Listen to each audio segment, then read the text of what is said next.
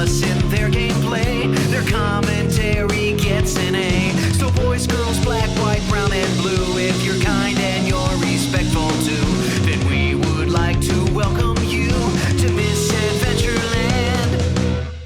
What's up, everybody, and welcome to the Misadventureland Games Show. I'm Bobby, and I'm here with Justin. Hi there. Hello. We are not doing this live. Usually this is when I say, every week, twitch.tv/misadventureland, we do this thing live. We didn't do it live this week, because, children. That's my answer. Children. They screw everything up, you know what I'm saying? Yeah. So, so we had to delay a little bit. We didn't really announce it, so we're recording it. There is a video version on YouTube. If you want to check that out. I believe for right now, if you go to misadventure.land, you'll get to the YouTube. Instead of doing youtube.com/a ridiculously long string of numbers and letters, you can find that. So there you can go there and watch the video version if you miss our faces. But we are here to talk about some video games. We've been playing some video games, some of the same video games we've been playing.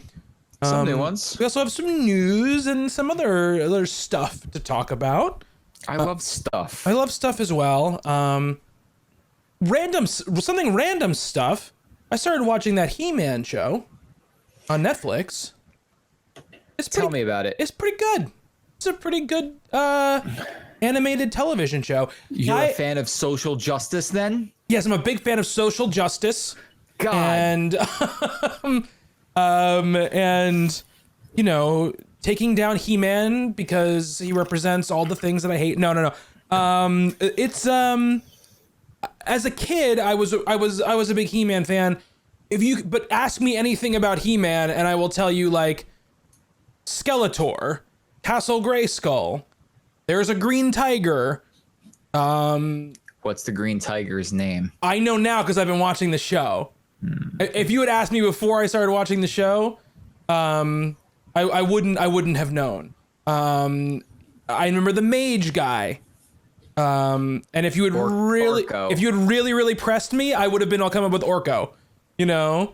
I haven't watched He-Man since I was a child, and I was able to pull that one from deep downtown. I have a very, very, very distinct memory of getting a Orko toy from like McDonald's or something in a Happy Meal, and you put a little thing in it, one of those little things, and you pull it out, and it would like spin or whatever. I have for some reason the very pointed memory of that. I had a lot of He-Man toys as a kid.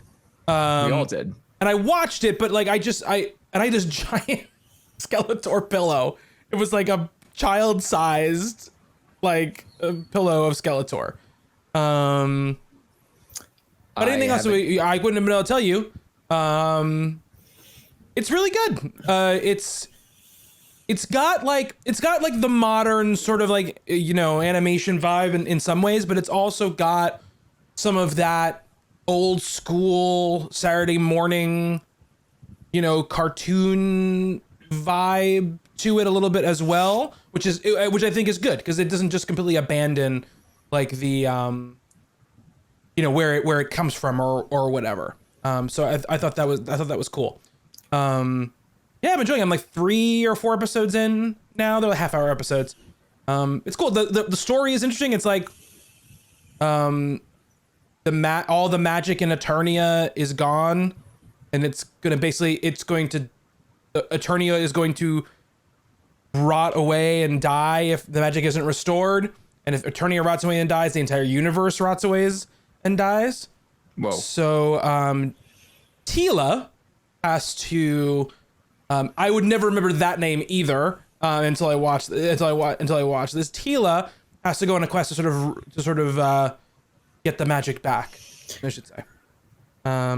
It's got a little bit of that like X2 vibe, and the fact that there's like the good guys and the bad guys are sort of like fighting together some of the time because their interests are aligned, like that sort of situation. It's really good. I'm pleasantly surprised because, like I said, I much like something like Thundercats, I had a ton of toys and loved them as a child, but don't remember anything about them anymore. I can't remember anything about either of those shows, like plot wise, I mean, but I had a shit ton of the toys, and I have distinct memories of my parents having Castle Grayskull in a box and being like, if you eat this bowl of corn, we'll give it to you. And I refused to eat the corn because I was like, in my head, I was like, they'll eventually give it to me. But I really hated corn. But it's funny that you mentioned Thundercats, because I always, every time He-Man comes up, I always think of Panthro from Thundercats. Yeah. Even though they're not connected in any way. No, not at all. Just the toys I had, I just had such a distinct memory of playing with them all the time. I just remember having the Thundercat mobile, it being like my favorite toy of all time, and Panthro riding around in it. It was my favorite. So hopefully they come out with a cool Thundercats cartoon one day. I'm sure they will. I can't imagine why they wouldn't. Well, they came out with a Thundercats cartoon not that long ago, but it was done in the style of like Adventure Time, like that type of art style. Oh, really? Yeah. And I refuse to look at it. Okay. I didn't watch that She-Ra cartoon, which I hear is very good. Jorah watched the first season of it and he liked it, but then he just kind of fell by the wayside. I'm sure he'll get back to it. That was eventually. Wasn't She-Ra Masters of the Universe related? Yes, she was. Okay, I just was making sure, because when I think of like She-Ra, Lady Master of the Universe character, that's who I think of, and not Teela. But that's who I think of too. But again, I could just be misremembering like all of it. I think I'm also remember about the She-Ra cartoon that's out right now, is that there were a bunch of like sweaty dudes upset that she wasn't like sexy enough anymore in it. Nothing makes middle-aged dudes angrier when they can't get a boner over a cartoon character. This doesn't make me hard enough. I can't deal with it. I bring this up, it's random, but I bring it up also in conjunction with the fact that talk about sort of like what's it called, like nostalgia and things from our childhood. We had a discussion this week when the Ghostbusters trailer came out, the Ghostbusters Afterlife trailer, I should say, came out. And I asked you all I asked you was, are you a Ghostbusters person? That's the only thing I asked you. And you said no, right? Like you're not, like you've seen the movies, but you like, it's not like you have any like attachment to them. I have no attachment to them. Right. I thought they were funny. I thought 2 was probably bad. But yeah, I have no like, I have no attachment to properties that took place in the 80s or 90s. I'm willing to bet we can find some 90s properties that you have attachment to, Justin. I'm willing to bet that's not the case. I mean, I loved me some Power Rangers, but I did, like, you know, growing up, I didn't really watch movies very much. And look, I grew up in a very religious household. Right. Yeah. And Ghostbusters were a sign of the devil. They did not. I'm so surprised they didn't love the Ghostbusters. Yeah. So it wasn't like I watched them freely, I'll say. Right. Of course. But I thought they were funny. I mean, I think with Bill Murray in it is pretty good. So. Yeah. Like what I said to you was kind of bridging off of this. Is that like I mentioned, like I think it looks good. Like the trailer, where I was like, oh, this looks like a good movie. But when I look at the trailer, the thing I think to myself is, is this a Ghostbusters movie? I know it's so arbitrary to say stuff like that, because what the fuck does that mean?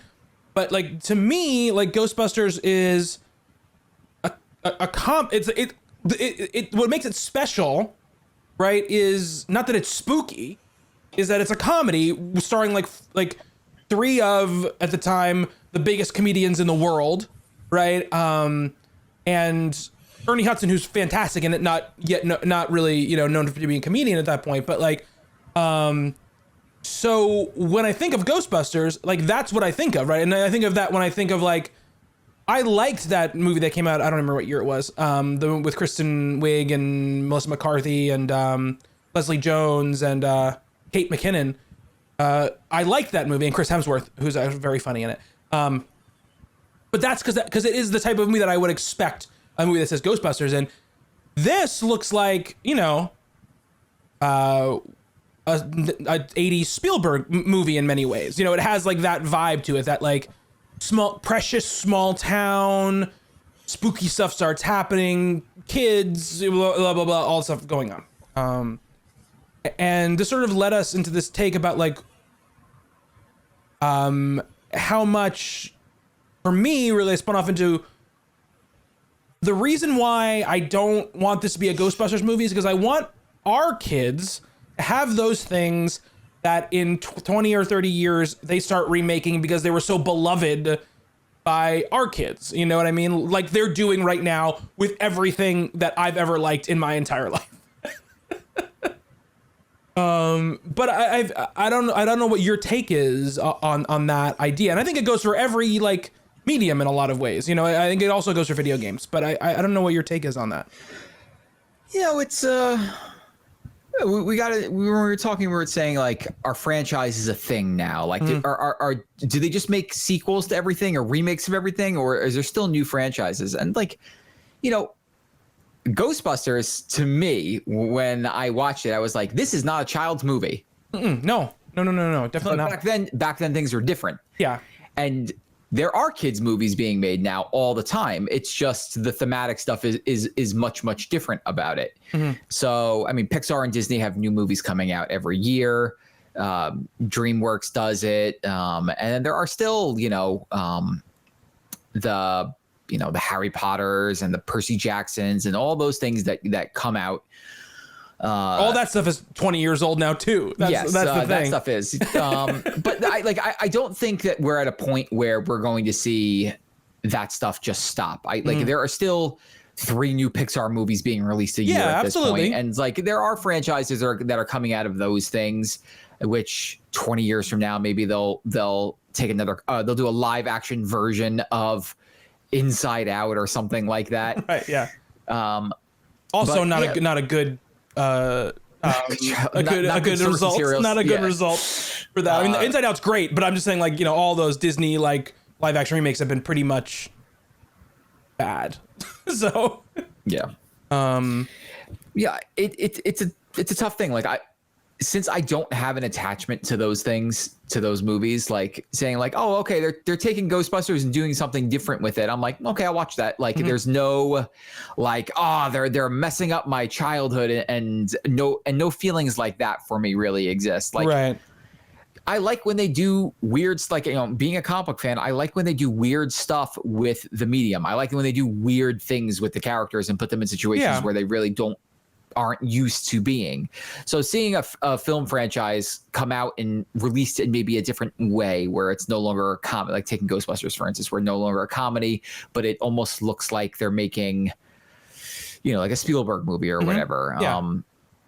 Like, I'm fine with that. It's like, you're going to tell a different type of coming of age tale, and you're going to use the Ghostbusters vehicle to tell it. And it's like, for me, that's fine, because that's what's going to bring people's eyeballs to it, because we as a society love our properties. Yeah, absolutely. And again, like, it's not a ruin of my childhood thing. I want to be clear about that. Like, I don't look at it and go, oh God, like, this isn't my Ghostbusters. Like, that's not how I look at it. For me, it's more like, and look, this movie is made by Jason Reitman, who is the son of the guy who made the original Ghostbusters. Like, Ivan Reitman made the original Ghostbusters. So there's like a pedigree here, and there's something going on, obviously, that a story that he wants to tell.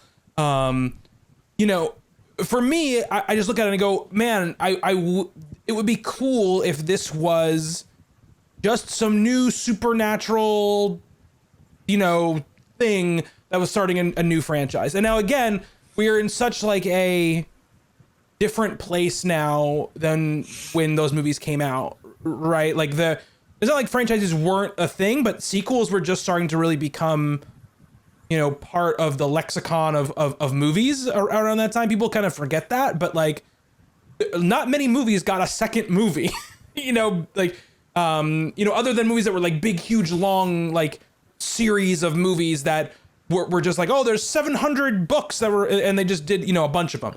Movies like, movies like Jaws or Die Hard, or these movies that didn't intend to have sequels to them when they were first made, but were so successful that they made other movies out of them. And that's why, like, when you look at the history of movies and how for such a long time the rotation was sequels are bad. Like, sequels are not as good as the original. That has turned in a big way in probably the last 20 years because people start making movies thinking about what's going to come going forward. And we're at the point now where everyone's so risk averse and everything is so safe that unless you're a company that knows no matter what you put out in the theater, like a Marvel, right, or whatever, you can take some risks because whatever you put out is going to make money. And you've created a brand that people will attract to, and I think it's a brand, right, that people are attracted to. It's hard to make new things that end up being, very important to people. And the difference was too, right, in the 80s, like you were mentioning, and in the 90s to some extent as well, a lot of the movies that got made that were watched by children were not movies that would ever be now watched and made for children to see. You know what I mean? Like, it's just a different world. I have a fond remembrance of being like 10 years old and my parents going out for the night, and they rented me Last Action Hero. Yeah. Which, looking back at it, like, movie's got some like dark themes and like a serial killer running around in it, and they were like, "This is fine for our 10-year-old son." Yeah. I mean, that was like the kiddie Arnold Schwarzenegger movie at the time. Yeah. So like, Shane, and in video, to wrap this around the video games, but like they're talking about He-Man and Ghostbusters for the first 20 minutes of the show. It's our show. We can do what we want. It's true. I think we're starting to come out of it now and we're starting to see it change. But if you think about the 360, PS3 through the PS4, Xbox One era of games, the games that started out the PS3, Xbox generation of gaming pretty much were there when those when the whole next generation, the PS4, Xbox One, ended. You know what I mean? And we're going to get another Gears of War game in a year or whatever. Another Halo game. Another Halo game is about to drop. I think Sony has probably made a concerted effort in the last couple of years of the PS4 to sort of begin to create new franchises that can re-sustain themselves, like Horizon and Ghost of Tsushima and stuff like that are becoming, are becoming the thing. But, if you look at, but even a game like God of War, which is obviously a reinvention of God of War, but God of War was a PS2 game, a PS2 franchise. And before, other than Nintendo, before these last two generations, that was not sort of what the cycle was like with studios. They would, for like a generation of console, they would make a game and some sequels. And then when they got to the next generation, they would sort of like start over and now we'd make our new game. And I think, we saw Naughty Dog. I mean, Naughty Dog hasn't made a new franchise game, like a wholly original thing, since the first Last of Us game came out at the end of the PS3 era. We went a whole generation with another Uncharted game and then another Last of Us game.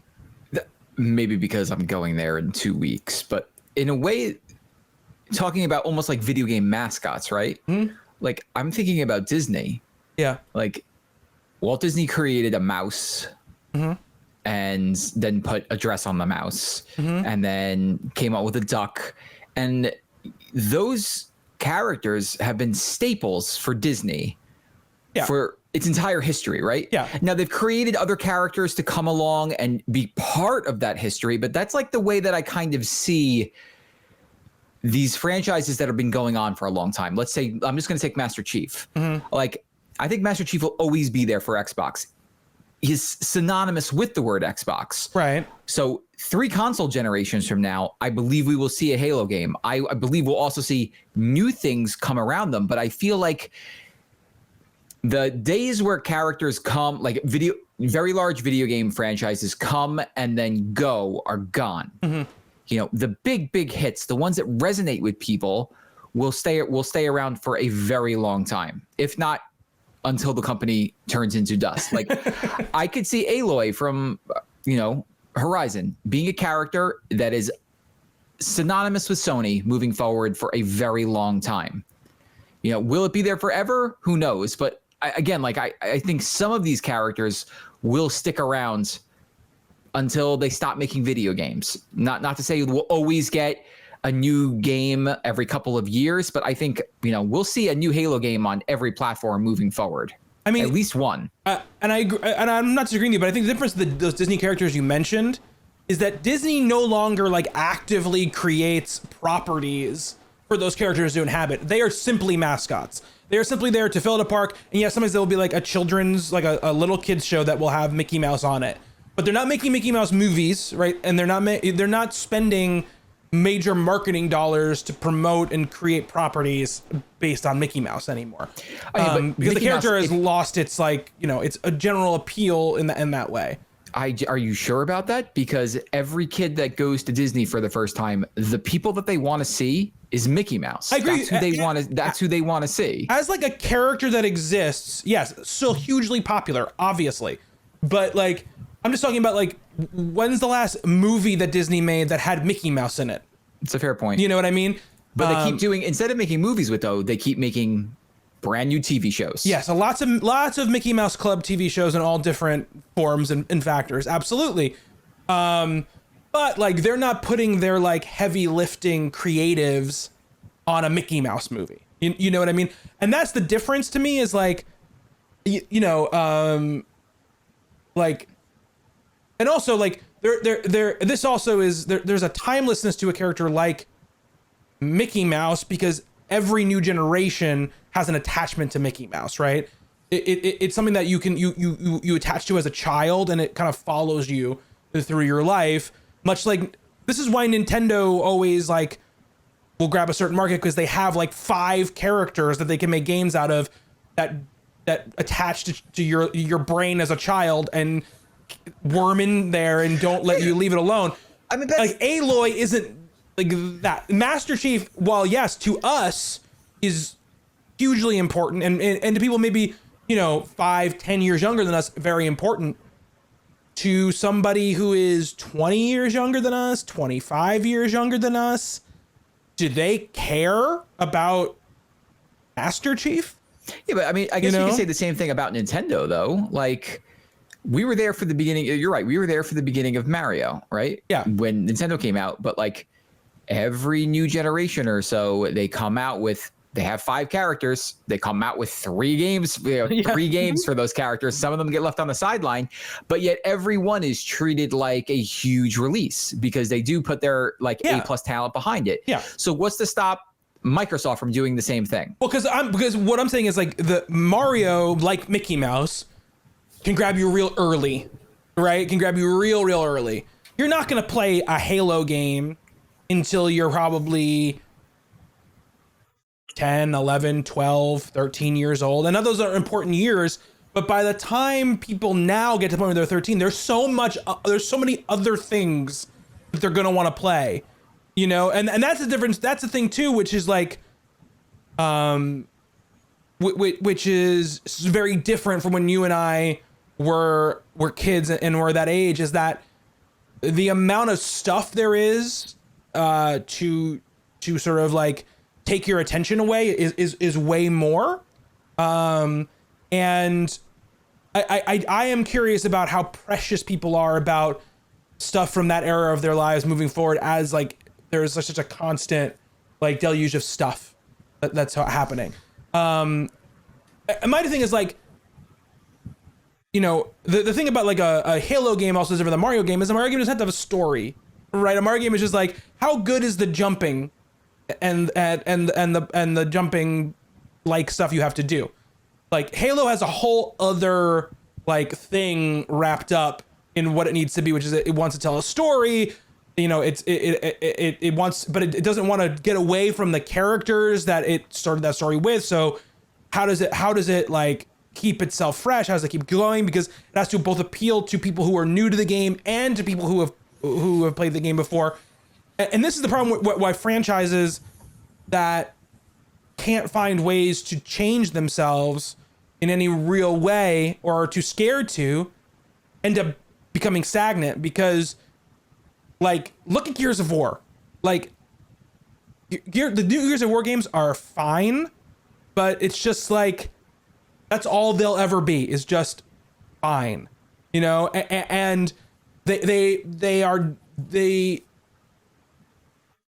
desperately are trying to recapture what those other Gears of War games were doing, but those other Gears of War games were tied to a revolution in gaming technology, right? The first Gears of War game was like, oh my God, look what this game looks like. You know, like it's so wrapped up in that time. The new Gears of War games, you know, can't compete on that level. So they just become third-person shooters, and they are a genre that like people really care about cover-based third-person single-player shooters, you know, that much anymore. You know what I mean? So this is what I mean. Like these, like, and Microsoft, again, this is changing a little bit because Microsoft has a pipeline of all this new shit, right? That's gonna be coming out, and it's gonna dwarf that stuff, and it's not gonna matter so much anymore. And like I said, Sony has started like hopefully switching over, right, and changing what it's doing. Like, you know, I don't know what Naughty Dog's plan is after the Last of Us Part 2. But hopefully it's something new, you know. Yeah. I can't imagine it's an Uncharted game. Like I can't imagine that. No, it's time for them to do something new. And like, I'm not saying that I want sequels to these games forever and that's it. Right. I desperately want to see new things coming out of these studios. But if you told me like, look, 3 generations from now you'll be playing Halo, no, really, this time it's Infinite, I'd be like, all right, cool. I'll get down with more Master Chief. Maybe not Gears though, because it's done. Yeah, Gears not that good. I'll probably play some of that. Whatever, 7? Is it gonna be 7? Yeah, well, I mean, let's not pretend. No, it'll be 6. It'll be 6. We will play through Gears of War, the next Gears of War together. Yeah, Andy will be a robot, and because of course, yes, Andy will be the robot. What a dumb thing. So yeah, we were talking about that was like an interesting conversation to have, and you know, we've seen, right, like what we actually really haven't seen yet in this new generation, anything like earth-shatteringly new, right? It hasn't happened yet. We have things in the Deathloop is coming. We have stuff that, you know, that's new that's coming, but what we've really had so far is, you know, a Spider-Man game. A remake of a PS3 game, a sequel to a franchise that's been going on since the beginning of the PS2. You know, Returnal was new. Returnal is new. Yes, absolutely. But like, the overall majority has been, you know, stuff that, if not safe, is sort of a little more expected. So I want to see what the new stuff is going to look like. Though I think what we had the picture of what the next couple of years are going to look like at Sony, at least, from what the last couple of years were. We know we're getting a second God of War game. There's going to be another Ghost of Tsushima game. We know there's another Horizon game, you know, on the way. So we don't know what Bend is doing. Bend is doing something new. So we'll see what that is.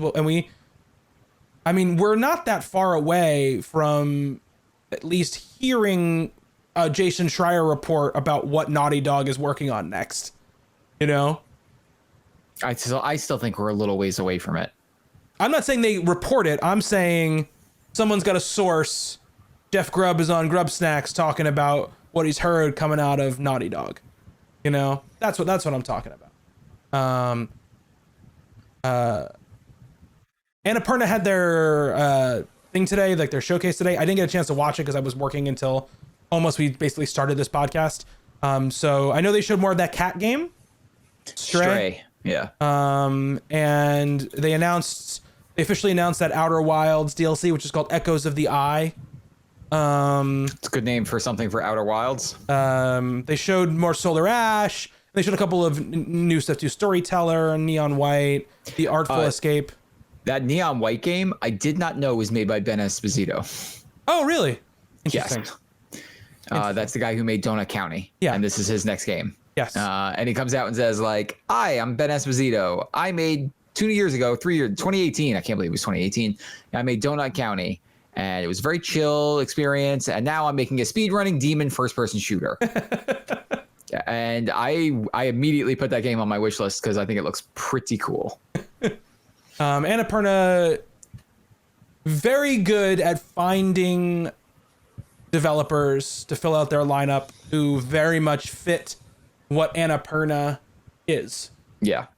Very, very good at it. Like, as good as Devolver is at finding people to be like fit their style, Annapurna is equally as good on their end at finding those things. Look, last week this stuff was just breaking when we were doing the podcast, and we didn't really talk about it very much, but and we don't have to get super into it, but the Activision Blizzard story just keeps sort of snowballing and piling up. The California state government is suing them, and is bringing suit against them for a whole host of complaints, all of which are terrible, and ranging from, and this is a content warning for this stuff, ranging from verbal abuse to physical abuse to someone committing suicide because a picture of their genitals was being passed around, and it's just a really, really terrible thing. And more stuff has continued to come out. Apparently, Blizzard developers had something called the Cosby Suite, and a picture of their conversation, like a text conversation, came out. Screenshots of it, basically them like bragging how they were gonna round up all the girls for Bill Cosby and basically screw them all and all this kind of stuff. And then there is time and date stamps on these things, and then tweets from people who were in the conversation being like, "Oh, that was the greatest text thread ever," whatever. So like, people just, and these are people that are now spread out all across the industry. Some of these people.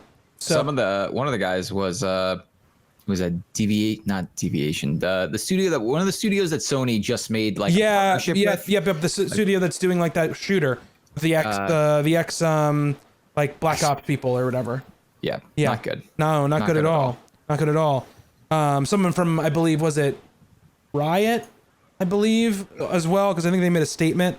Hold on one second. I'm just looking to make sure. I don't want to get the name of the studio wrong. Hold on a second.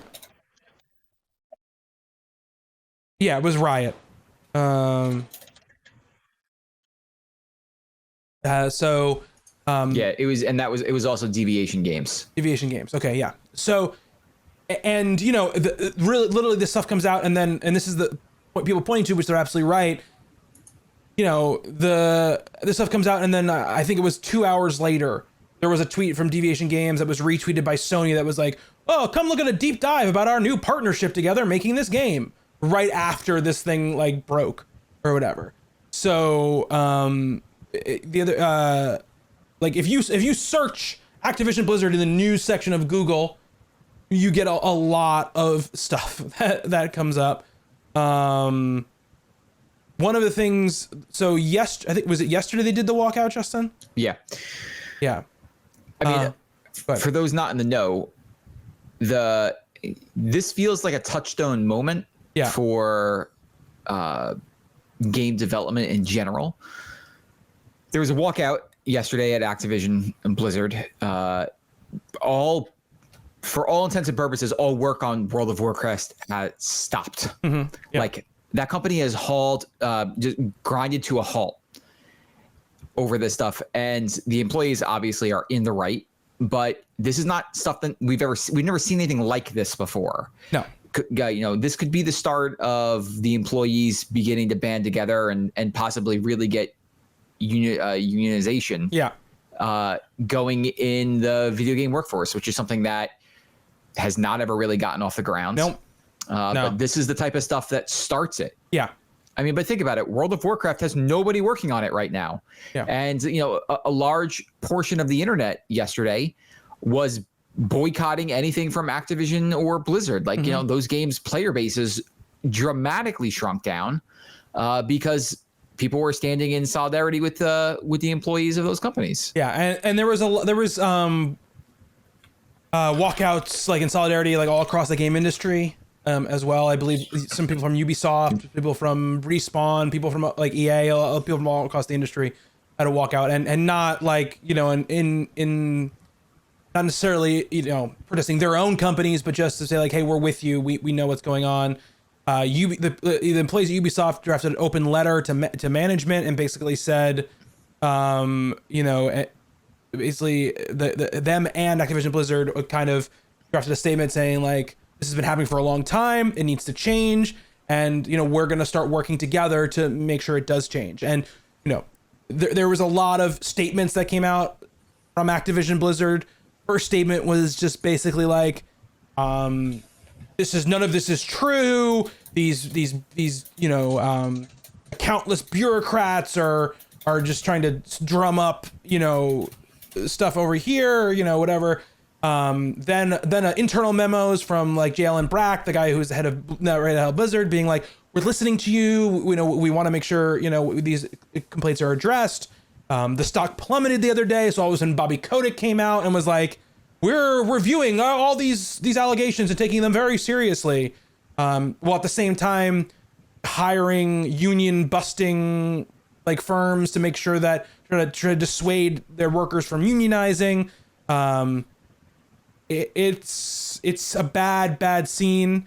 What happened there is abhorrent and terrible. The only hope, right, is that something good can come of this, which is, unionization and change in the industry. Because when people unionize together, the studies have shown that they are more sympathetic with their fellow worker. They are more understanding of their fellow worker because they feel like they're in it with someone together. And that's what needs to happen here. There also needs to be a way for them to hold management accountable for what's happening, because what happens is these people just hold these people's jobs over their heads like a guillotine. They just go like, you know what? There's 2,000 other people who would gladly have your job. So complain, whatever, you'll be fired and I'll get somebody out in here in a second. HR is not the answer. HR works for the company. Their job is to stop the company from getting sued, not to help people. Sometimes they do help people along the way, but that is not their main objective. It is not to help the employees. Not their main objective. Their objective is to help the employees just enough so that their employers don't get sued. Like, that's basically what they're there for. So things need to change, and these people who create these games work ridiculous hours, sometimes for not great pay, and they are forced to do things they don't want to do, and there needs to be something to regulate it, because the industry is too big. Every other giant industry, entertainment industry, has a union.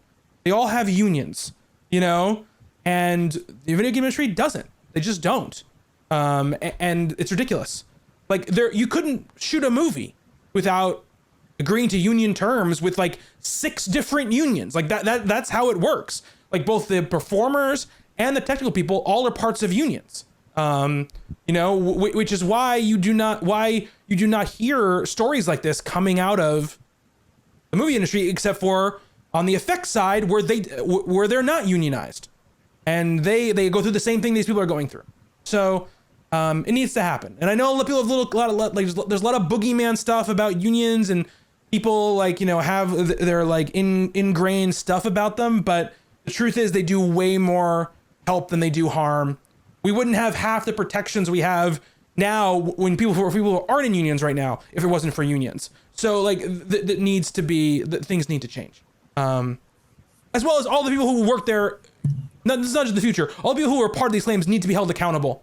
They need to lose their jobs. They need I don't care if they're not working at Blizzard anymore.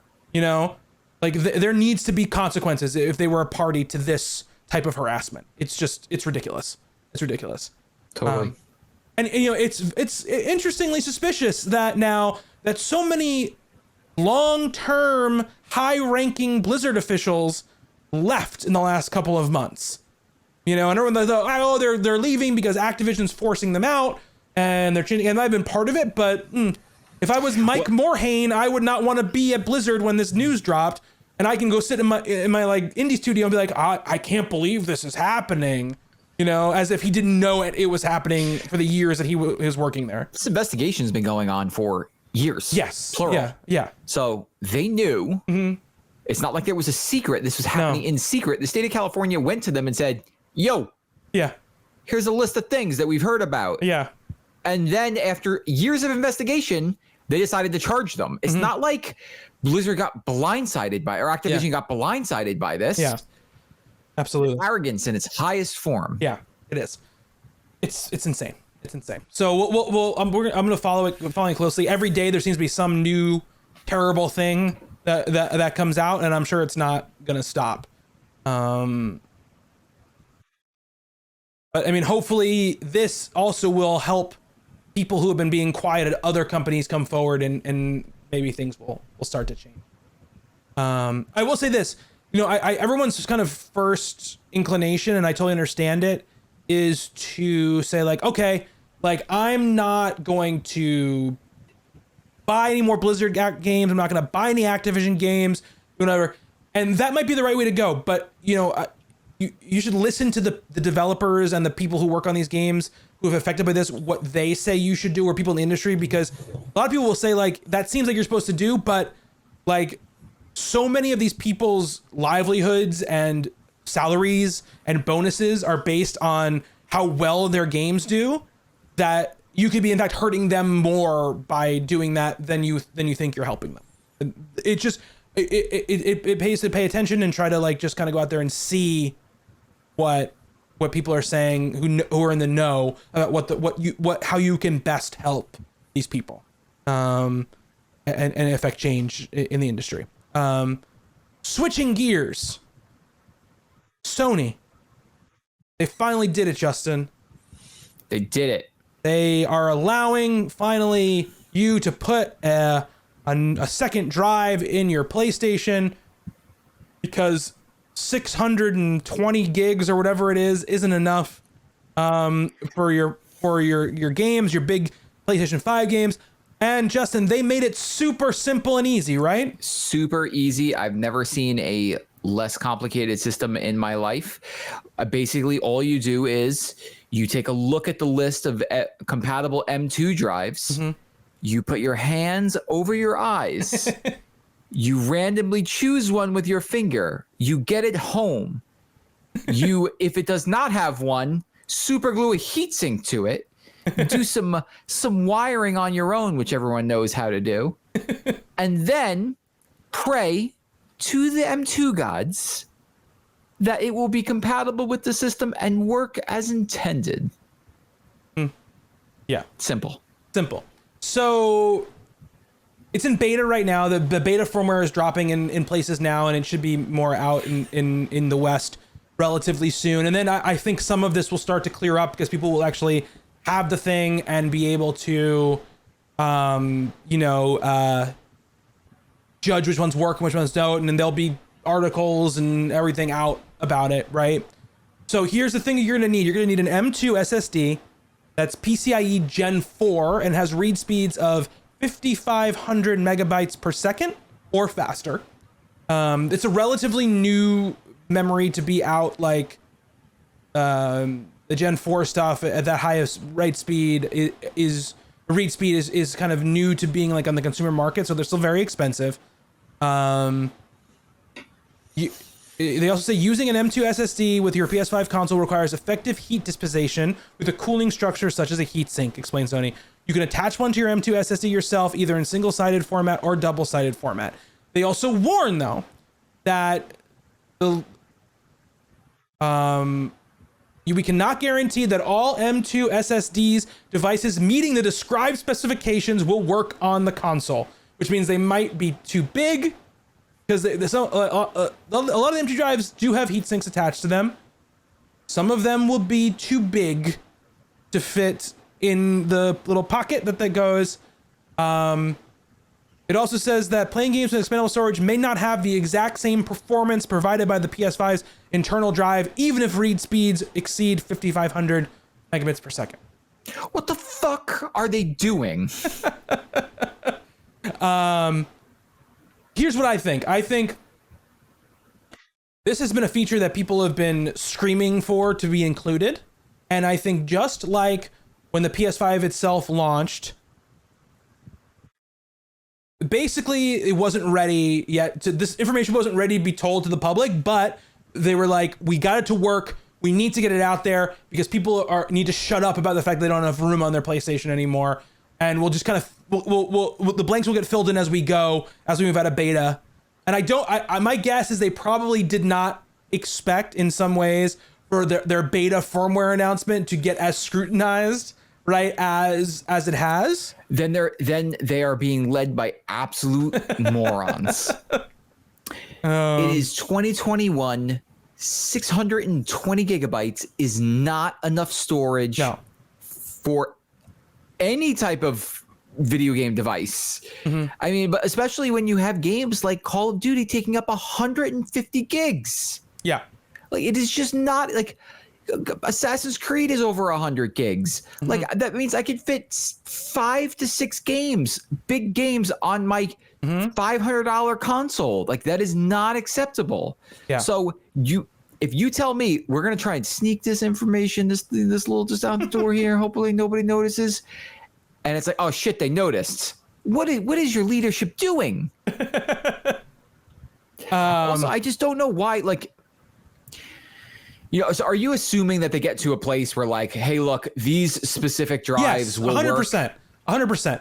I think during this beta process, it's going to be part of what it is they're going to figure out what drives exactly work. And I think part of that is going to be just continuing to internally test on their own, but also the people who are beta testing it are going to say, like, Sony, this fucking SSD doesn't work. You know what I mean? This is almost like, I mean, you know what they say is no publicity is bad publicity. This is bad publicity because, like, look, this isn't one of those things where it's like, the UI is really not that great, but whatever, let's just push it out the door. This is a feature that is absolutely needed. Yeah. That Microsoft makes 1,000 times easier to figure out. You literally just push the damn thing in. Yeah. I know. This is one of those situations where they should have went the proprietary route. So my thing is, like, I don't necessarily, they didn't have to go proprietary, but I am very surprised that along with this announcement, they weren't like, and we're sort of like, we have a partnership or with Seagate or with, Western Digital, and we can guarantee at least these 2 drives or whatever will work. Like, others may work, but we know that these 2 especially will work. Because they had said at the launch of the PS5 that they would come out with a list of ones that worked. Yes, they did. This is when they needed to announce that list, not you guys beta tests. We'll take all your feedback and then post the list. Yeah, I know. So this is bad. And look, here's the thing. It's very bad right now. In a year? Not even a year. In 6 weeks, it's probably going to be like, it's going to be much clearer, right? There's going to be a list. You're going to know what works and what doesn't. You're going to know the best way to, and installing it is like, it's not like popping it in like it is obviously with the Xbox, but it's really not much harder than, it's no harder than replacing your hard drive on the PS4, really. You pop off the top, you unscrew the little, like, docking bay, you unscrew the one screw that, like, screws in the drive itself, you put it in, you screw it in, you screw it back on, you close it. Like, that it's not really that big of a deal. I mean, the other thing is, this shit's expensive, right? These are expensive. Like, I'm looking at the Western Digital Black 500 gigabyte with the Western Digital Black NVMe internal gaming SSD solid state drive with heatsink Gen 4 up to 7,000 megabits per second. It's said to work. It's said to fit in the housing. The SSD with heatsink for 500 gigabytes is $164. A terabyte is $322. And 2 terabytes is not available right now. How much was how much was that 1 terabyte? It's not supposed to be that much. It's like, I think it's originally supposed to be, it's like $250. It's $250 for the 1 terabyte. Right, Wario, who just hit 1 million followers on Twitter, which is crazy. Yeah. Wario64 says Seagate storage expansion card for Xbox Series XS 1 terabyte, $186.99 at Newegg. Oh shit! Bobby might be buying an expansion card for his. And then in the next tweet, setting up this storage expansion card, the detailed instructions on how to do it. Remove the protective cover from the expansion card. Plug it firmly into the storage expansion slot on the Xbox Series XS console. The end. The end. And look, here. I don't want to just dunk on Sony for one thing. I'm not done dunking. Here's the thing. Here's what's good about it. This memory will go down in price in the years to come, and I assume that Microsoft will also lower the price of the 1 terabyte and introduce bigger ones as we go along. But I don't. Microsoft is going to fully control how much that thing costs. It's not a third-party option, right? For the Sony solution, if you see one of these things go on like a flash deal on Amazon, and it used to be $250 and now it's $150 or it's $120 or whatever, and you can just buy it and put it in there and it works. You don't have to. It doesn't have to go through Sony, right? Yeah. So that is a good thing because you're gonna probably have more options going forward, and you're gonna have less options with the Xbox going forward. Now, it's my guess that Microsoft will competitively price that thing and keep pushing it down as it costs less to make that thing, because it's basically the same memory in the two things. As it costs less to make that thing, it'll go down in price. But there's no guarantee, right? Whereas this, it will be. You could right now for $250 buy a 1 terabyte compatible drive for the thing. It's not that much more than if you bought that Xbox One, even at regular price, so you're not getting a huge ripoff, there. And there are cheaper ones, right? And again, we'll see how there are companies that make them that are not like WD or Samsung or Seagate or whatever that will probably work with it, but we just don't know yet, right? What that's going to be. And the fact that they put this out there and without that information is a little bit weird, with even like a short list that says like, hey, these work. We're still testing more stuff to see if other stuff will work. I was surprised that they didn't talk about that.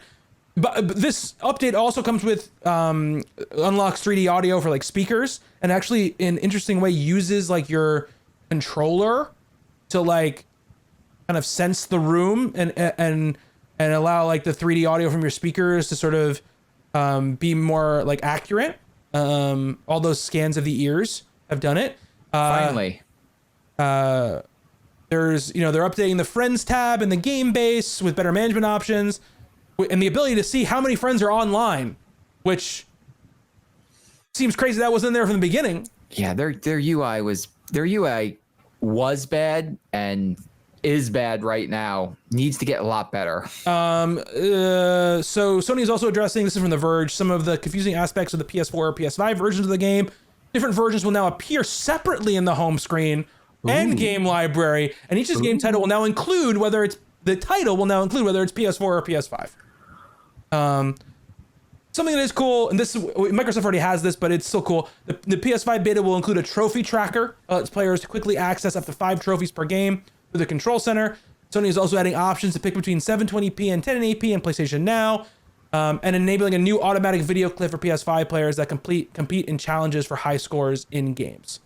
So some good, some new stuff, something that definitely that needs to be there. But yeah, Justin sent me the link. I think like it's very bad messaging around the launch of this, especially because there were so many people who really wanted it and were really excited about it, and it makes it probably also, the way they talked about it probably also makes it seem scarier than it actually is to do it. You know what I mean? I mean, you could get that you can get that SSD with the M2 drive with the heatsink on there. Like, it's not like something you have to do yourself. But not all of them, all the ones with heatsinks fit. That's the thing. Yeah. They don't all fit. So they got to know which ones fit and don't. Basically, I mean, I would buy this if they had a list. Look, if you're right, if Sony had come out and said, hey, look, we've partnered with Seagate, Western Digital, whatever, to make a PlayStation version of one of these, I would have bought that thing today. Because every time Apex wants to update on my console, I have to play a game of what am I not playing right now and can delete. I'm trying to remember. I think Seagate came out and said something. Seagate confirms its first PS5 ready SSD will cost $275 for 1 terabyte. Jesus Christ. The Seagate FireCuda 530 NVMe M2 PCIe Gen 4 SSD offers read speeds up to 7,300 megabytes per second. Its slim design also fits into Sony's dimensional limits for the internal SSDs. The FireCuda 530 with heatsink attached will cost $169.99 for 500 gigabyte, $274.99 for 1 terabyte, $569 for 2 terabytes, and $1,049 for 4 terabytes. Even with the 1 terabyte, I'm only pulling down 1,600. I know. Gigs, which is still not enough. Yeah, it's not. I mean, look, I will say this. I think if you have 1.6 terabytes, you're probably gonna be okay for the games you're actually currently playing. Yes. Plus maybe a multiplayer game. You'll probably, unless that multiplayer game is COD and Warzone, you'll probably be okay. What if I wanted to play Call of Duty and Battlefield and Assassin's Creed? Can't do it. You're not allowed. Like the three. One of those better be the PS4 version, Justin, so you can put it on an external drive. Yeah. I mean, look. I mean, even the 1 terabyte in the Xbox, like, it's not a ton of space. So like I've had to delete things to like make sure I have enough space for when I want to download other things. But I like, it's nice to know that I can just, and it's so funny because everyone like dumped on Microsoft when they put out this thing and it was as much as it was and whatever. And now it's like, okay, like now everyone's like, oh, it's so great. But it's nice to know I can just literally click a link, buy that thing and plug it in and I have 2 terabytes of storage. And also, and not that this is like a thing that I ever do, but with that Xbox thing, I could go, okay, boop, let me put I have my games on, let me take it out. I'm gonna take it over to Justin's house, pop it in his Xbox, and all my games would just show up, and we could play something that was on there as long as I was signed into my account. So it's very handy dandy. I mean, I've installed enough things into my and built 2 PCs. I'm totally fine taking a couple screws out and putting the thing into the thing. That's not a big deal. That's not the big deal at all. It's just the compatibility stuff. Opening that slot and shoving that M2 drive in there is a piece of cake. Yeah. Again, it's just the not knowing which one is going to be the right one to work. Yeah. It's also weird that them knowing what kind of drives were going to be in there, that there wasn't some sort of heat dispensation built in. Or enough room. Yeah. Just make that slot a little bit bigger. Yeah. I don't know. It's not like it's a small fucking console. No, it's very big. Did you see the latest what's the word? There's a rumor going around. Japan's getting an updated digital drive, updated digital version of the PlayStation 5. Slightly slimmer, slightly lighter. Yeah. But the conspiracy theory, that's the word I was looking for, is that the digital ones have a disk drive in them right now. That's the theory, is that some of them have disk drives in them and they just covered up the slot. The thing is, like, the only reason I don't believe that is because the design of the box looks like they made the thing and then we're like, oh shit, we gotta put a drive somewhere. You know what? Maybe they were just gonna be like, PlayStation 5 is digital only, and then got cold feet at the last second. Yeah, I don't know, because that doesn't look like that's the way it was designed. Like, I mean, look, the all digital version is like a big hunkin' beast, but it looks like we designed this thing to look this way. They definitely did not look like they designed it with a disk drive in mind. But yeah, so we'll see what comes of it. I'm sure in a couple days or whatever, when everything goes sort of like the beta goes live to everyone around here and journalists get their hands on it and enthusiasts get their hands on it, we're gonna see. We'll see a list come out and we'll see Digital Foundry videos and IGN videos and GameSpot videos about all this stuff, but who knows?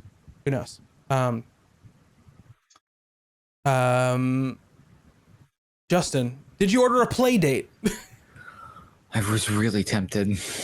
I almost texted you back this afternoon because I texted Bobby and was just like, man, I really want this thing. And you were like, I want this thing too, but neither one of us have the money. And I was like, what if I almost messaged back and said, what if we just split it? We could split it. I mean, we could do that. We can still do it. You can still pre-order it. It still says pre-order now. Yeah. I mean, how nice it is to be able to just be like, we're going to pre-order something. And they're going to be like, okay. Yeah. Like you'll get it in 2022 sometime, but you will get one. Yeah. Could you imagine if Sony actually or Microsoft allowed that? Like, I want this thing. Okay. You'll get it in 6 months. Yeah. Fantastic. I mean, that's kind of what Steam did, right? With the Steam Deck. Yeah, exactly. You can just reserve it. It's like, yeah, it'll come. Like when it'll come, it's just going to come later than other people who ordered it before you, which is fine. Like, fine. I have friends who are desperate. I am still sending links to as fast as I can to pre-order a PlayStation 5. Yeah. So if you don't know what the Playdate is, it's this little tiny handheld gaming system that just has like a D-pad and an A and a B button on it, and a black and white like high pixel density screen. But the thing that you probably have seen about it or heard about it, even if you don't remember the name of it, is it has a crank on the side of it. I love to crank it. It's the crank it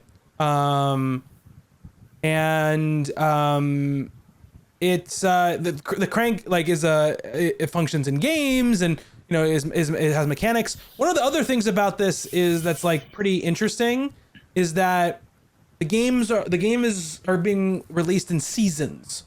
So if you buy the Playdate now, you also get the first season of games. Which there's 24 games, which is 2 games for every 12, 2 games every week for 12 weeks. And some of these things are from like pretty big, like indie developers. You might know Lucas Pope, who you might know from the Return of the Obra Dinn. Papers, Please. Bennett Foddy, who you might know from Getting Over It, is making a game. I feel like they said Ben Esposito is making a game for this thing. I'm actually looking right now. I have the list in front of me. Give me a second. Okay. And you can also download their SDK and make your own games if you really want to.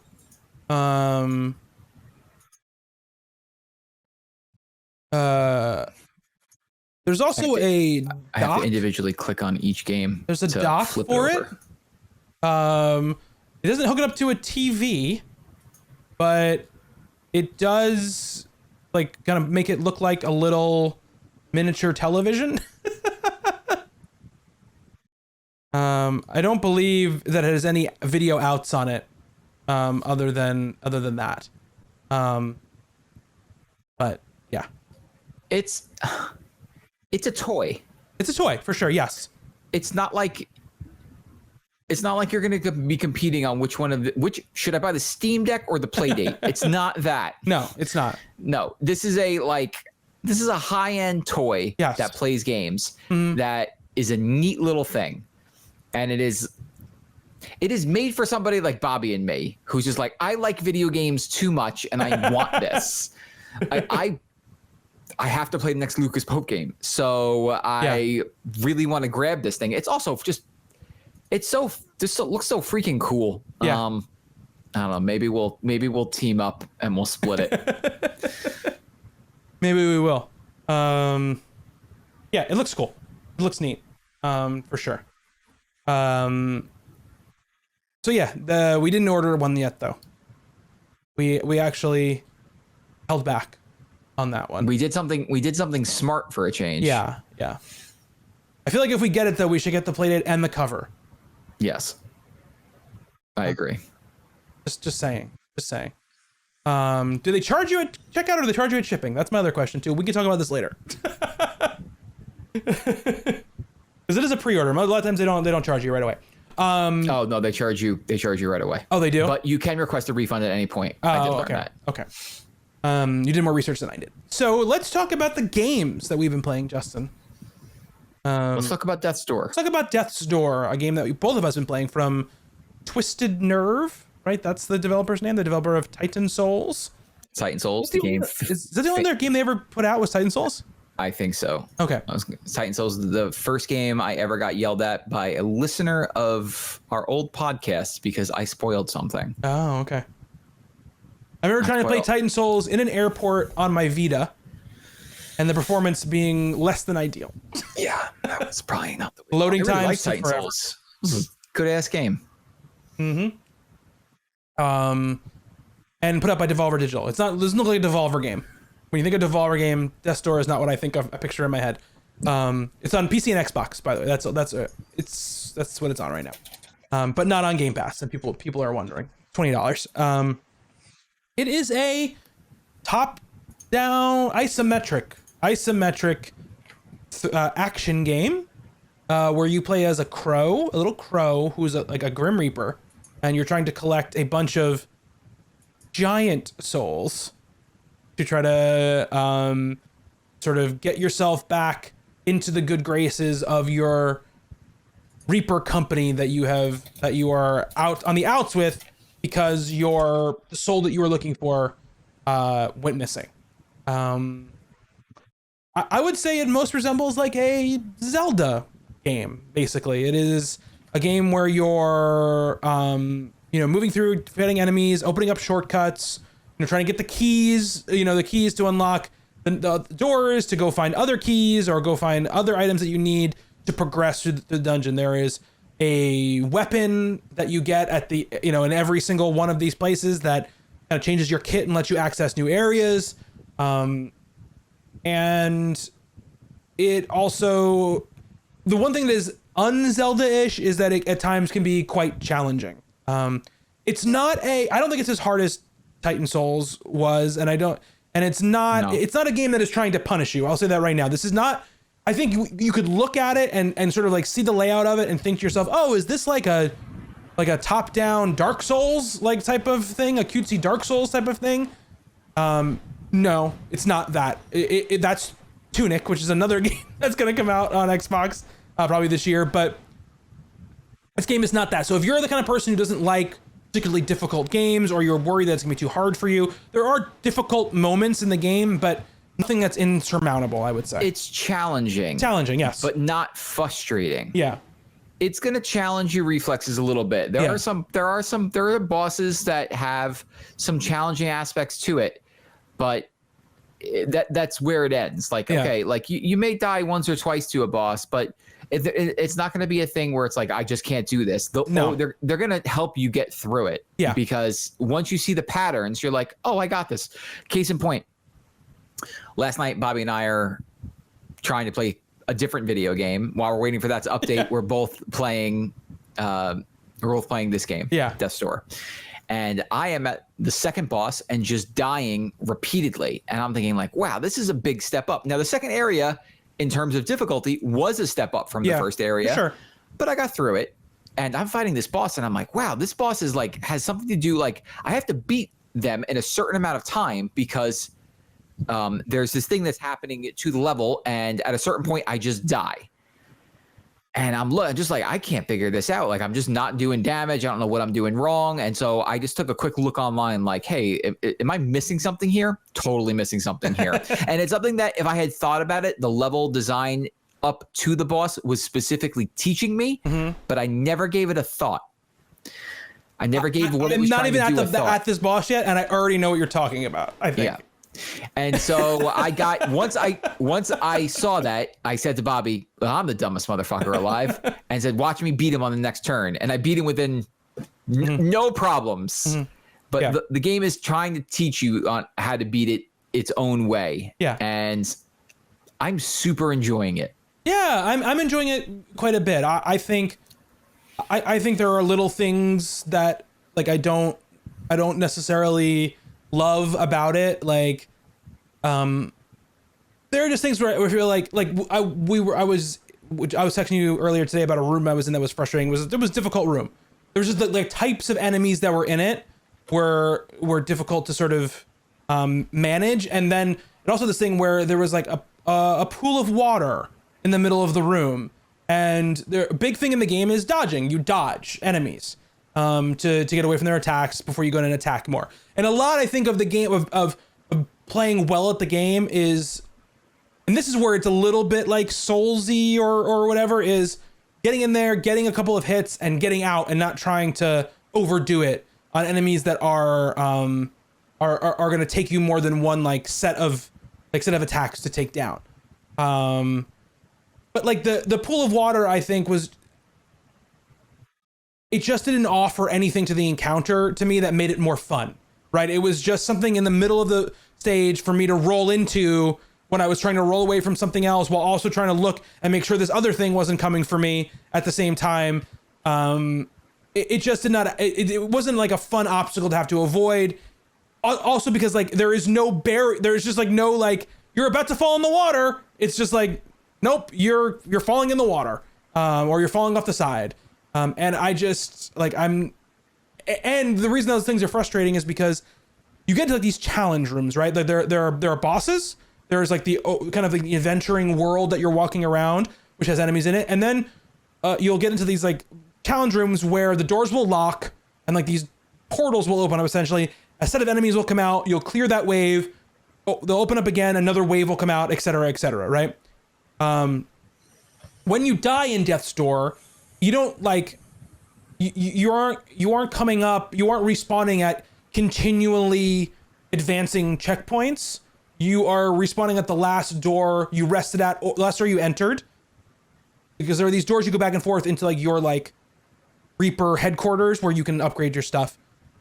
Or the door that's, or I also found out the door that's closest to you, not the door that you last rested at, because I died once thinking okay, this will just reset me at the last door I walked in and out of, because I accidentally walked off a ledge I wasn't supposed to, and no, it just respawned me at the door that was closest to me in the area I was.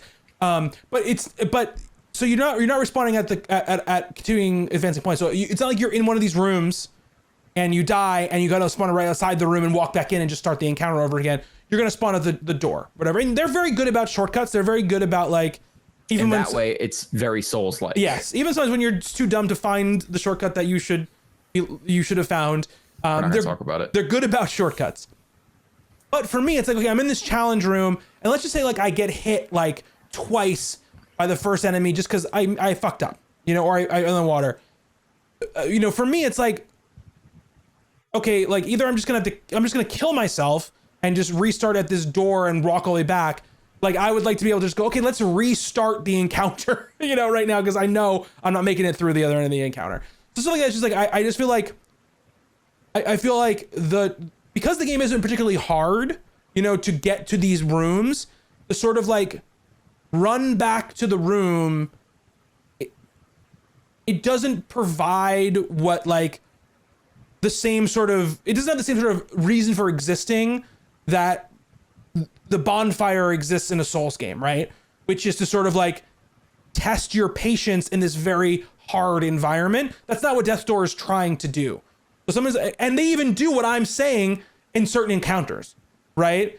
When you get to the next phase of each area, it doesn't restart you at a door way back in the first phase of the area. It just restarts you at the entrance to that second phase. So it has, it's not like it doesn't ever do this. There are also some rooms that are big challenge rooms where it'll be want to do this again right now? So it has those things sometimes and doesn't have them other times, which that sort of design, irregularity is not my favorite thing. I'd rather just be one way or the other, I guess, is what I mean. But I think I'm very close to the second boss at this point. I've traversed a big swamp area at this point, and the boss came out and taunted me wearing armor and then hopped away. And now I'm like walking into, I think their like castle or whatever. So I said that negative stuff. I am really enjoying the game. I think the game looks great. I think also the music is fantastic. Music is great. Music is great in it. And I'm continuing to go back to it and wanting to play it. So I enjoy the game, but there have been times where I've just been like, I don't understand why this is the way it is. I guess See, I haven't had a single one of those thoughts. The times that I've messed up in that game where I was frustrated that I had to do a short, because look, the thing I hate about the Souls games more than anything else is the dumb run back to the boss they make you do when you die. It is my least favorite thing. It makes me super angry. Yes, I know. But with this, I'm not really getting that. I feel most of the times I die, there's a door within 30 seconds of the place that I was just at, if it's that long. And the one time that it wasn't, it was my mistake. I didn't see the shortcut. But taking that out, I really like this game. I like the world design a lot. Yeah. I'm a sucker for what the Souls games do when it comes to shortcuts and tricking your perception of things. And this game does that really well. It plays with verticality a lot, where you are running underneath something and then you'll find a ladder that kicks down and then you can run on top of it. So they're taking the same areas and they're stacking things on top of it. So you'll be running across a bridge that you saw 20 minutes ago, in the future. And I love that type of stuff. I think the writing is actually pretty good. It is. The writing is very good. There are some pretty not like I'm going to laugh out loud, but there are some pretty funny moments they do with the boss. And the game also doesn't take itself seriously. Like you come across a character with a pot on its head. Called Pothead. And his name is Pothead. Yeah. But the way they introduce that character is just you come across him and then he goes, I'm Pothead. And then the camera all of a sudden drops down to right in front of the character and in big giant letters the word Pothead comes up on the screen.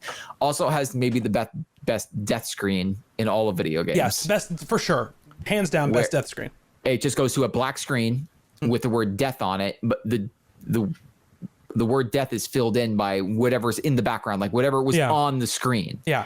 And I've seen that screen a few too many times. Yes. While trying to do some silly things. Yeah. I will say the boss design, the actual bosses are excellent. Like the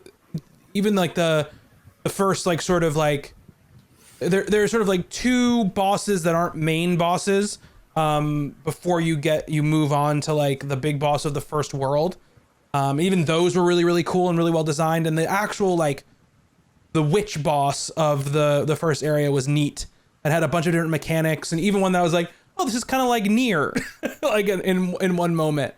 And like the boss, like Justin was saying, like I was like, okay, here we go. Like this is gonna be like, I was ready for it to be very challenging. Let's just say that I was like, okay, I'm ready for it. Like let's have a good fun boss fight. The door's right here. Let's do this.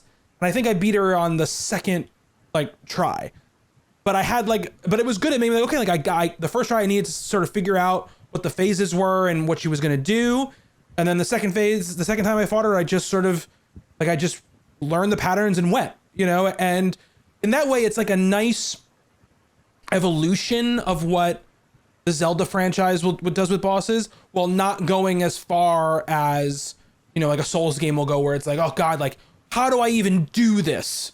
Because I'm also still playing Cuphead at the same time. Oh God. And every time I play Cuphead, I'm like, how do I do this? What boss are you at in Cuphead right now? I haven't played it. I'm still at I'm at Briny Beard. That guy. The pirate. That guy sucks. Or Rumor Honeybottom, the giant bee. In the honeycomb. That's a good fight. I could fight either one of those two right now. So it's honestly a nice break from that most of the time. I've also been playing with my son Super Mario 3D World a lot. He makes me get every single star in each level before I move on to the next level. Like he won't let me move on until I get all 3 green stars and the stamp in every level. So I'm only in the first level of the second board of the 4th level, and I've got 80 stars. Wow. You're going to go for completion. I like it. I need to mess around with that more. I still haven't played it that much. What have you been playing? Else have been playing, Justin? I've been jumping around a lot lately. I think I mentioned this last week, but I haven't. It's not something I usually do, but I'm starting and just not finishing games. Welcome. That always drove me crazy when people did that. Welcome. Like, I played the first 2 hours of Sunset Overdrive, and I was just like, nah, I'm not really in the mood to play this. Like, I had finished Ratchet and Clank, and I was like, I want to go back to Sunset, and so I did, and it wasn't like it didn't feel great. Yeah. It didn't feel like I remembered it, and maybe it's just because it was running at 30 frames or whatever. I'm not sure. That's one of those games too where you have to play it a bunch to get like the flow down, because the music. Because that was always my problem getting into it, was that the movement when you start to get it feels nice, but like the learning curve on how to use it properly is pretty steep.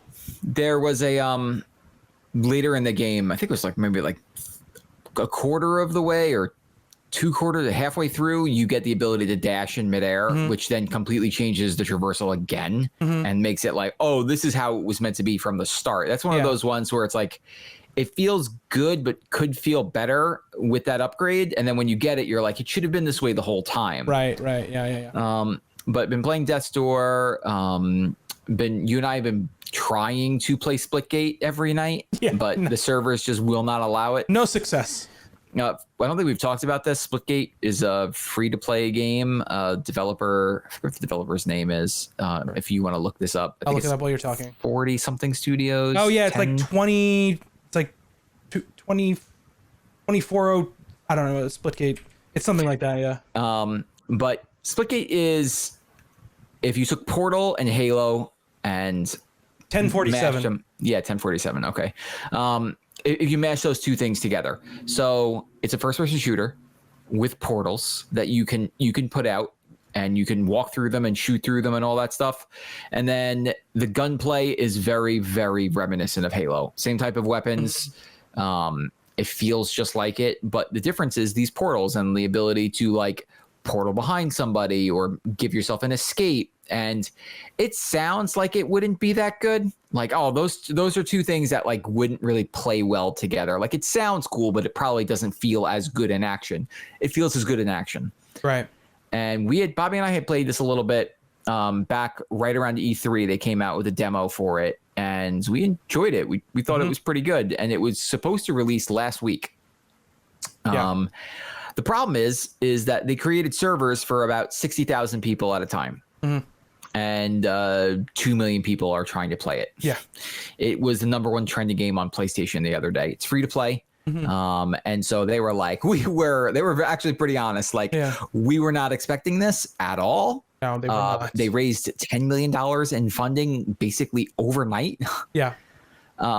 So you may be hearing about this one for a while. But like I said, it's free to play. They were starting to like get the servers back up and running last night. That's what was updating while Bobby and I were playing Death's Door. Besides that, they're still not ready to go, by the way. Great. They tweeted 2 hours ago. Ollie, Nick, and Michael are working hard and continuing to make progress on server stability and capacity for tomorrow. At the moment, our primary focus is stability over capacity. What this means for tomorrow. Our goal for tomorrow is to stably support 100k current users with casual, ranked, and customs and a more robust queue system. We plan to give updates on expected wait times in our Discord throughout the day. Before we set everything live, we may do a shorter hour-long live QA smoke test tomorrow during the day, and with support for 10 to 20k players. This will help us tremendously, as we currently are limited to testing major changes internally before setting it live to hundreds of thousands. Choose to participate, expect longer wait times, potential bugs. As always, we want to reiterate this is a beta, and we really appreciate your patience, feedback, and support. We will continue to provide you with updates. I mean, good for them, but I guess that they just like whatever numbers they saw during that beta, like that alpha time on the Xbox and on the PC before that, just did not prepare them, for this, I guess. So, who knows? obviously whoever was running the numbers did not see the numbers the right way. Yeah, I don't know. Been besides that, been playing some Halo. I was kind of rolling through the Halo 2 campaign, just kind of aimlessly, and just waiting for, I don't know, other stuff to come out. Like The Ascent just came out today, which I'm gonna take a look at. And we had started some State of Decay with Andy, which I feel like that's not a Justin game. I have to play it more. Yeah. When we played it, I was exhausted. Getting up at 6 o'clock in the morning every morning is killing me. So I'm more tired at night than I usually am. That ends in a couple of weeks, thankfully. But yeah, I definitely want to play it more. It also didn't help that I lost my main character within 5 minutes of starting the game. Yeah, well. It's one of those games where, you know, your characters can die, and we join Bobby's game, and your character in your own game before you can join gets infected. And you have X amount of minutes to put them in kind of like a stasis, or to like put them in a quarantine at the camp. And I did not realize this was the case because we were, I was playing the game for about all of 10 minutes, and I lost my character. Andy's is still alive, but he only got about 30 seconds left to live. Yep. You accidentally brought them back into my world. Like, you got them out of my world in time, and then you accidentally switched to them again, and they died immediately. And then I had to cut off its head. You had to cut off my poor character's head, which was laying on the They were going to come. She was coming back as like a plague heart zombie, so I needed to get her. I definitely want to play more of it. I'm not out on it by any means. It was just I need to play it when I'm able to focus a little bit more. That Tribes of Midgard game or whatever came out as well on PlayStation and PC, I believe. I haven't really read much about it yet. It's like a isometric Valheim is what it seems like. But it doesn't. I don't know if it's getting like super good, like notices or whatever. Let's ask Hugh, because I saw Hugh playing it earlier today. I'm sure he'll love the first 2 hours. Hugh, I love you. We gotta get Hugh back on the show for a bit once fatherly responsibilities have calmed down somewhat. Just because that boy loves to play everything under the sun, and I'm jealous. Oh, I put 8 hours into New World, that MMO. I did some more adventuring, started to unlock some more powers and use some more weapons. The stuff that I like about it is that I like the weapon system. Like there's different types of weapons, and the more you use that type of weapon, the more you level up your proficiency with said weapon. So it's got a little bit like that Skyrim thing where, or Elder Scrolls thing where when you do a thing a lot, you get a higher level at it, and it's not something you have to put points into. There are points, that you give to like strength, dexterity, constitution, like faith and intelligence or whatever, depending on what kind of build you want to be. Like, do I want to be a tank? Do I want to be a healer? Do I want to be a DPS? Do whatever it is. But that'll make you better with certain weapons. So like, I up my strength a bunch, so I'm better with like big axes and swords and all that kind of stuff. But like, if I use my two-handed axe a bunch, I unlock points for my axe, and that the axe has its own tree, and I'd be like, okay, now you unlocked like this whirlwind ability with your axe. You unlocked this, like, I have this one ability where I kind of shoot out like a little black hole with my axe, and it pulls in enemies and does damage to them, and lets me like hit them a little more, like they stay in place, and I can hit them, that way. But no matter which axe I pick up, as long as it's a big two-handed axe, I'll have those abilities on it. It's not like it's for that one axe that I'm using at the moment. It goes across that whole weapon type. So like that's neat about it. I like that about it. I haven't played enough to get high enough level to really participate in like those big crazy ass like multiplayer battles that they are doing, which is which seem cool and seem like one of the things that'll be a thing that will set the game apart, which is like the landmass is divided into territories, and like your clan or whatever, your I can't remember what they call like the guilds, or not the guilds, because the guild is like our little thing.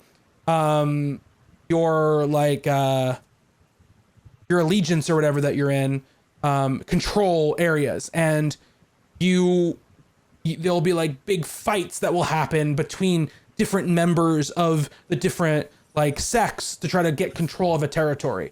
And if your group has control of a territory, you get discounts on trading and purchasing and like buying land and all this kind of stuff. It does better for you, essentially.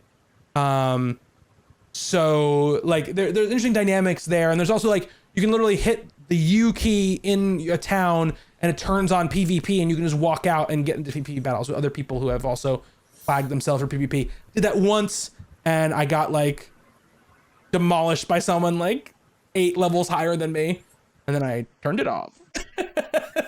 I was like, not why I'm playing this. I turned it off.